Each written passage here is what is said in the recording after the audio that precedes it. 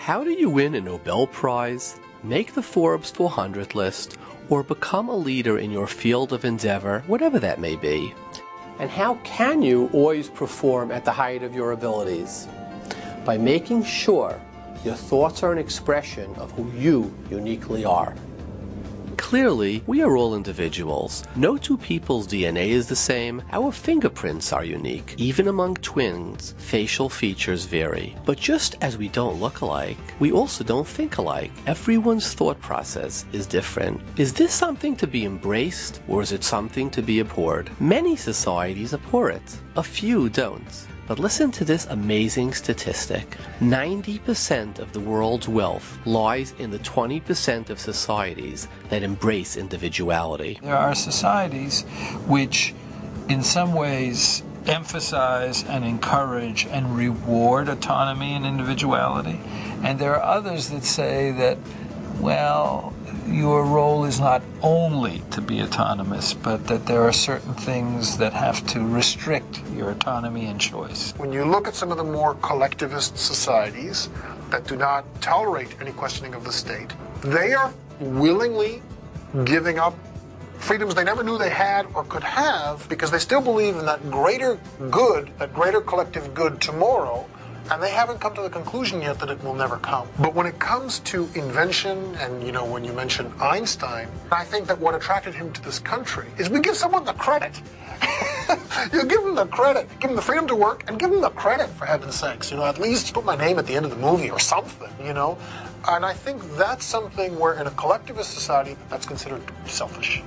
But the fact of the matter is that even the Chinese recognize that unless they allow for individual initiative and individual expression, then they're not going to be at the cutting edge of ideas and development. Individualistic societies recognize that when we celebrate a person's individuality, we are encouraging a set of ideas and concepts that nobody else can have.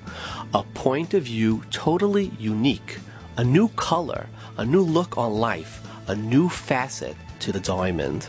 If you're not convinced, let's look at a simple barometer of individual thought, the number of patents for new inventions. On a per capita basis, the number of patents registered by collective societies is minuscule compared to those of individualistic societies. For an example, the state of Israel, a tiny country with less than 8 million inhabitants. However, it has a fiercely individualistic culture. In the last decade, it has registered more patents per million in population than all of Latin America, China, Hong Kong, India, Africa, Turkey, and Malaysia combined.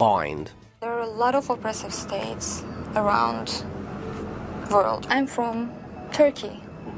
It was very frustrating and very hard to be there because you're always being judged. I was always trying to find ways to express myself as an individual. Coming here and walking on the streets without thinking about what this guy is thinking about me, this lady is thinking about. It's a really great feeling. Because I have all this sense of being liberated from some kind of an oppressive political era. Now that maybe I can make any kind of movies, it's going to be more truthful, more sincere, and more real. And it nourishes me, I would admit. In Jewish tradition, we often look to the life of Abraham for behavioral guidance and an understanding of who we are and how we should conduct ourselves. The Bible calls Abraham the Ivri, which basically means the entire world had one perspective and he was on the other side. In Judaism, everyone has to find his or her own pathway to God or to existence. You have to do your own thing.